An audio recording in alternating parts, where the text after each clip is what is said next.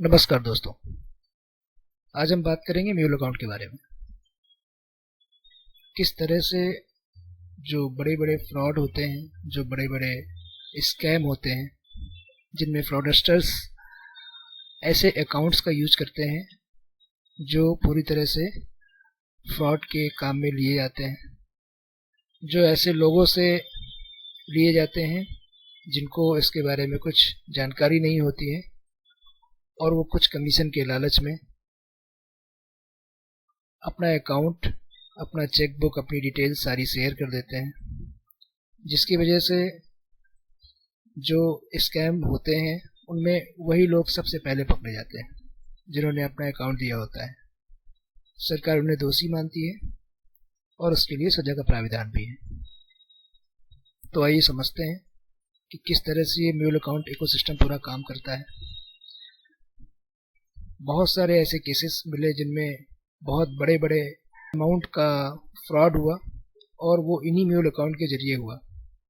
हम जानेंगे mule account क्या है, किस तरह से लोग इसमें फंसते हैं, कैसे ये अकाउंट्स, किस तरह के लोग इसे इकट्ठे करते हैं और कैसे गैंग को सप्लाई करते हैं, इसका पूरा मास्टरमाइंड कौन है, किस तरह से ये पूरा फ्रॉड जो होता है उसमें किस तरह से ये म्यूल अकाउंट इस्तेमाल में लाए जाते हैं।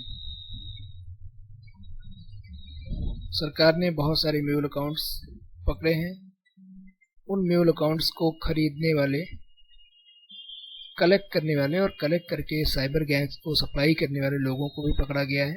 इसमें कई बार बैंक के कर्मचारी भी शामिल होते हैं। तो हम वन बाय वन इसे समझेंगे कि किस तरह से म्यूल अकाउंट साइबर फ्रॉड की जान है और म्यूल अकाउंट से ही ये पूरा फ्रॉड का जो पैसा है वो ट्रांसफ़र होता है, वो मैनेज होता है। तो सबसे पहले हम समझते हैं म्यूल अकाउंट होता क्या है। म्यूल का सीधा सा जो अर्थ होता है वो होता है खच्चर। खच्चर वो जानवर है जो अपनी पीठ पर बोझ ढोता है। सेम ऐसा ही म्यूल अकाउंट भी होता है जो किसी के पैसे को अपने अकाउंट में ट्रांसफ़र करके और उसे उस आदमी तक पहुंचा देता है जो फ्रॉड होता है। तो फ्रॉड का पैसा इस अकाउंट में आता है और इस अकाउंट से उस फ्रॉड करने वाले व्यक्ति तक पहुंच जाता है। तो एक ब्रिज का काम करता है। ये जो भी अकाउंट्स स्कैम के काम में लाए जाते हैं, स्कैम में यूज होते हैं, वो सारे म्यूल अकाउंट कहलाते हैं, भले ही वो जानकारी होने के बाद इस्तेमाल किए जा रहे हों या बिना जानकारी के आपके इस्तेमाल किए जा रहे हों। इस पूरे म्यूल अकाउंट का जो इकोसिस्टम है, कैसे ये डॉक्यूमेंट्स कैसे मिलते हैं, कैसे ये म्यूल अकाउंट खोले जाते हैं, किस तरह से म्यूल अकाउंट इकट्ठे किए जाते हैं, ये पूरा एक इकोसिस्टम है। इसको समझने के लिए हमने 3 टाइप यहाँ पे बनाए हुए हैं। हम 3 टाइप के जरिए समझेंगे कि ये किस तरह से म्यूल अकाउंट इकोसिस्टम काम करता है। तो सबसे पहले वो लोग होते हैं जो लालच में आकर, लालची वाला हमने इसको नाम दिया टाइप 1 को, जो लालच में आकर के अपना अकाउंट कुछ समय के लिए ऐसे लोगों को दे देते हैं जो इसे फ्रॉड के काम में लाते हैं। उनके द्वारा इन्हें कुछ कमीशन का लालच दिया जाता है। इसमें ऐसे लोग भी होते हैं जो स्टूडेंट हैं, जो बेरोजगार हैं, जो आर्थिक रूप से बहुत परेशान हैं, ऐसे लोग भी इस लालच में आ जाते हैं। दूसरे ऐसे लोग होते हैं जिसको हमने टाइप 2 में रखा हुआ है, उन्हें कहते हैं अनजान वाला।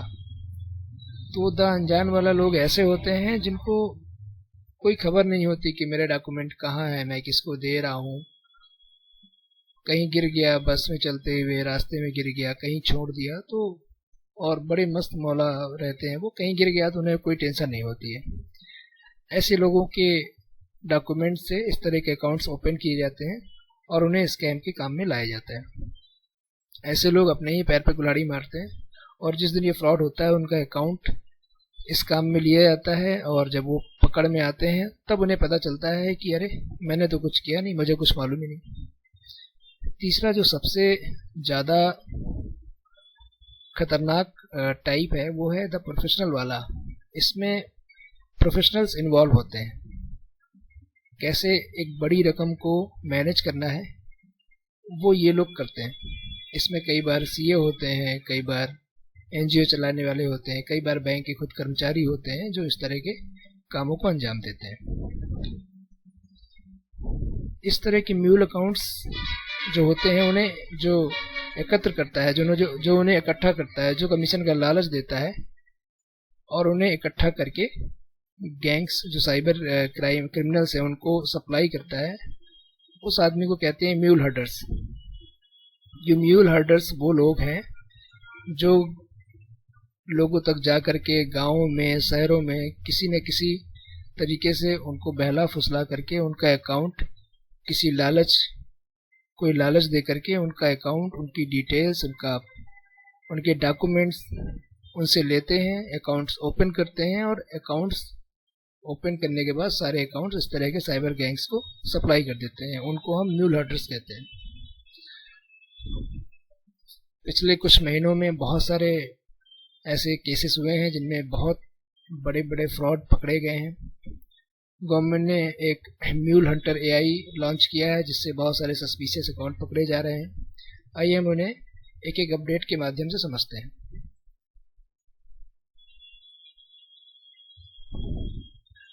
अपडेट 1 में हम देखेंगे कर्नाटक में लगभग 42,000 अकाउंट्स का भंडाफोड़ हुआ है, जिसमें 13 म्यूल हर्डर्स अरेस्ट हुए हैं। ऐसे लोग जो गैंग्स को सप्लाई करते थे अकाउंट्स, लगभग 100 करोड़ के ट्रांजैक्शंस उन अकाउंट्स में देखे गए हैं। 2 मुख्य आरोपी जो हैं उनके पास से 19 अकाउंट बरामद हुए हैं जिनमें लगभग 55 करोड़ का लेन देन किया गया है। अपडेट 2 में दिल्ली का एनजीओ सीए स्कैम ये काफ़ी चर्चित रहा है और फॉरेन के जो कपल्स हैं, डॉक्टर कपल्स, उनके अकाउंट से लगभग 14.85 करोड़ रुपए निकाले गए। उनको फर्जी ट्राई अधिकारी बन करके कॉल किया गया, उनको फर्जी पुलिस स्टेशन दिखा करके वीडियो कॉल किया गया, फेक सुप्रीम कोर्ट की सुनवाई करके उनसे लगभग 12 दिनों में 14.85 करोड़ रुपए ट्रांसफर कर लिए गए। ये पैसे लगभग 4 करोड़ रुपए सीए दिव्यांग पटेल के एनजीओ फ्लोरेस्टा फाउंडेशन के अकाउंट में भेजे गए। लगभग 2.10 करोड़ रुपए वाराणसी के अरुण कुमार तिवारी जी के अकाउंट में भेजे गए। इसके डिटेल में और बात करेंगे। उसके बाद नेक्स्ट अपडेट 3 के बारे में बात करते हैं। इस तरह के स्कैम्स के लिए सुप्रीम कोर्ट ने एक तगड़ा एक्शन लेते हुए 2 जनवरी 2026 की जो आरबीआई की एसओपी है उसको पूरे देश में लागू करने के लिए बोला हुआ है। बैंकों को ये अधिकार दिया गया है कि वो जो भी संदिग्ध ट्रांजैक्शंस हैं उसको तुरंत टेम्परेरी उसको फ्रीज कर दें ताकि पैसा और आगे ना जा सके। और बहुत सारे डिपार्टमेंट को कोऑर्डिनेट करने के लिए बोला गया है, जिनमें MHA, RBI, DOT, MPITY and CBI और भी बहुत सारे डिपार्टमेंट्स को बोला हुआ है कि सब एक दूसरे के साथ कोऑपरेट करके इस तरह के स्कैम्स को रोकें। अपडेट 4 है आरबीआई के म्यूल हंटर एआई। ये बहुत ही ज़बरदस्त एआई टूल है। इससे लगभग हर महीने 20,000 अकाउंट डिटेक्ट हो रहे हैं। ये टूल ऐसे अकाउंट्स को पकड़ता है जिनमें एकदम से बहुत बड़े पैसे का लेन देन हो रहा है। ऐसे अकाउंट्स को ये डिटेक्ट करता है और डिटेक्ट करने के बाद बैंक इन अकाउंट्स को फ्रीज करते हैं, उन पर कार्रवाई करते हैं। इसमें ऑलरेडी 23 बैंक पहले से इसे इस्तेमाल कर रहे हैं। आरबीआई इनोवेशन हब ने इस मॉडल को रेडी किया है। अपडेट 5 में हम देखेंगे कोलकाता के कुछ डराने वाले आंकड़े। कोलकाता में काफ़ी टाइम से काफ़ी सारे साइबर फ्रॉड हो रहे हैं। लगभग 2024-25 में 482 करोड़ रुपए का साइबर फ्रॉड हुआ है। इसमें सबसे ज़्यादा जो शिकार हुए हैं इस तरह के फ्रॉड्स के वो सीनियर सिटीजन हैं जिनकी उम्र 60 से अधिक है। 2024 में सिर्फ 10% पैसा ही रिकवर हो पाया था। 2025 में 18%, यानी 482 करोड़ रुपए में सिर्फ 28% पैसा ही रिकवर हो पाया। बाकी सारा फ्रॉड जो स्कैमर्स हैं वो ले गए। तो हम एक बार पूरे म्यूल अकाउंट इकोसिस्टम को समझेंगे बारी से एक एक करके कि कैसे ये अकाउंट्स कहाँ से इकट्ठे किए जाते हैं, किस तरह से आगे सप्लाई किया जाता है, ये पूरा हमने ग्राफिक्स दिया हुआ है, आप देख सकते हैं। लेयर 1 में अकाउंट होल्डर्स होते हैं जिनमें से स्टूडेंट भी हो सकते हैं, बेरोजगार हो सकते हैं, आर्थिक रूप से कमज़ोर लोग जिन्हें कमीशन के लालच में मोटिवेट किया जाता है और उनसे ATM card, PIN, chequebook, internet banking, login, OTP access, ये सारी चीज़ें ले ली जाती हैं। इसके बाद इनसे जो भी ये चीज़ें कलेक्ट की जाती हैं वो म्यूल हर्डर्स उन्हें कहते हैं, मिडिल मैन, वो सारी चीज़ें इकट्ठा करके, और जो हैंडलर्स होते हैं, जो किंग पिंग्स जिन्हें कह सकते हैं, या जो फ्रॉड करने वाले होते हैं, वो बहुत सारे लोग जो इस तरह के काम करते हैं, उनको ये म्यूल हर्डर्स इस तरह के अकाउंट को उठा करके उन्हें सप्लाई करते हैं। सप्लाई करने के बाद वो जो फ्रॉड हैं, जो फ्रॉडस्टर्स हैं, जो अपराधी हैं, वो इस तरह के पैसे उनसे, जो भी विक्टिम्स हैं, जो भी इसके शिकार होते हैं, उनके अकाउंट से निकाल करके और दूसरे अकाउंट में जब ट्रांसफ़र करते हैं, उस पैसे को कैसे मैनेज करना है, कैसे ब्लैक मनी को अवॉइड करना है, उसमें लेयर 4 में आते हैं प्रोफेशनल्स। उसमें कई बार सीए होते हैं, कई बार एनजीओ के फाउंडर्स होते हैं, बैंक के एम्प्लॉय होते हैं, और भी बहुत सारे लोग होते हैं जो बैंकों के वीकनेस को, लूप होल्स का इस्तेमाल करके उस पैसे को सर्कुलेट कर देते हैं और उस पैसे का पता नहीं चलता। तो हम इसको रियल केसेस के माध्यम से समझते हैं। आप कैसे इस तरह के म्यूल अकाउंट्स के चक्कर में फंस जाते हैं, कैसे अपने अकाउंट्स को आप शेयर कर देते हैं। मैं कुछ रियल केसेस आपको बताता हूँ जिनमें कुछ लोग जानबूझ के और कुछ बिना जानकारी के इसमें फंस गए। सबसे पहला केस है प्रद्युम्न तिवारी जी का, जो गंगा घाट के पुजारी हैं। उनके पास उनके एक मित्र आते हैं और कहते हैं कि आपका अकाउंट कुछ समय के लिए चाहिए, उसमें कुछ पैसा आएगा और जो पैसा आएगा उसमें आपको इतना % कमीशन मिलेगा। तो तिवारी जी को लगा कि मैं अपने मित्र की मदद कर रहा हूँ और साथ में मुझे कुछ कमीशन ही मिल रहा है, इसमें दोनों का फ़ायदा है, किसी का नुकसान नहीं है। तो इस चक्कर में आके, थोड़े से कमीशन के लालच में आकर के उन्होंने अपना अकाउंट, अपनी सारी details, OTP access, ATM card, PIN, सारी चीज़ें अपने मित्र को दे दी। और जब ये स्कैम हुआ तो ये इनका नाम आया और ये पकड़े गए। जब इनसे पूछा गया तो इन्होंने बताया कि मुझे इस बारे में कोई जानकारी नहीं। दूसरा केस है सितौले कृतिक जी। ये न्यूजीलैंड से पढ़े हुए हैं, फॉरेन रिटर्न है। कोविड के टाइम पे इन्होंने शेयर बाजार में काफ़ी पैसा लगाया था जो डूब गया, जिससे काफ़ी तंग हाली से गुजर रहे थे। इनके पास एसबीआई का सेल्समैन नील नाम का एक व्यक्ति आता है जो खुद को बताता है कि मेरा नाम नील है और मैं क्रेडिट कार्ड सेल करता हूँ, मैं क्रेडिट कार्ड लोगों को प्रोवाइड कराता हूँ। और सीएसआर से बहुत बड़ा एक फंड आना है जिसके लिए मुझे अकाउंट चाहिए, जिसको मैनेज करना है। तो सितौले कृतिक जी से ये बात करते हैं, कमीशन का लालच देते हैं। और सितौले कृतिक जी, एक सीए से इनकी जान पहचान होती है और उस सीए के पास जा करके और उस सीए को उनसे मिलवाते हैं और इस तरह से ये बीच में मीडिएटर बन करके और इस तरह के पूरे जाल में उनके फंस जाते हैं। केस 3 में हैं विजयवाड़ा के 3 आरोपी। विजयवाड़ा से 3 लोग पकड़े जाते हैं जिनके पास लगभग कई सारे अकाउंट्स, लगभग 19 बैंक अकाउंट्स, बहुत सारे फर्जी सिम कार्ड्स और मोबाइल फ़ोन पकड़े गए थे। नेक्स्ट हम बात करते हैं लीगल एंगल क्या है, कानून क्या कहता है इस बारे में। भारतीय न्याय संहिता बीएनएस 2023 क्या कहता है। सेक्शन 318(4) के तहत अगर कोई अकाउंट जो इस तरह के फ्रॉड में इस्तेमाल हुआ है उस पर धोखाधड़ी का केस लग सकता है, भले ही आपको जानकारी हो या ना हो। इसमें सजा 1 साल से 7 साल तक हो सकती है।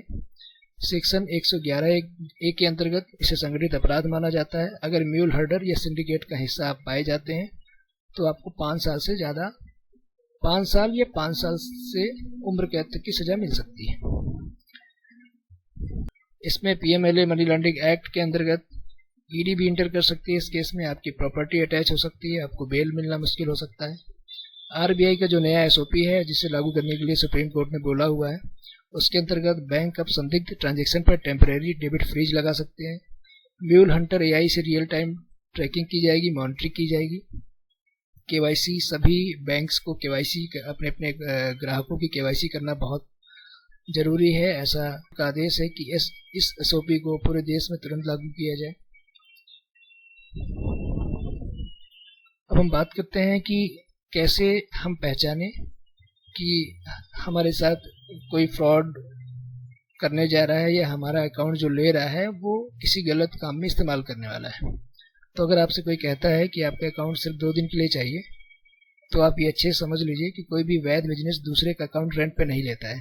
कोई अगर वैध बिजनेस कर रहा है, कोई लीगल बिजनेस कर रहा है, तो अपने अकाउंट अपने नाम से करेगा, जो भी पैसा रिसीव करेगा अपने अकाउंट में करेगा।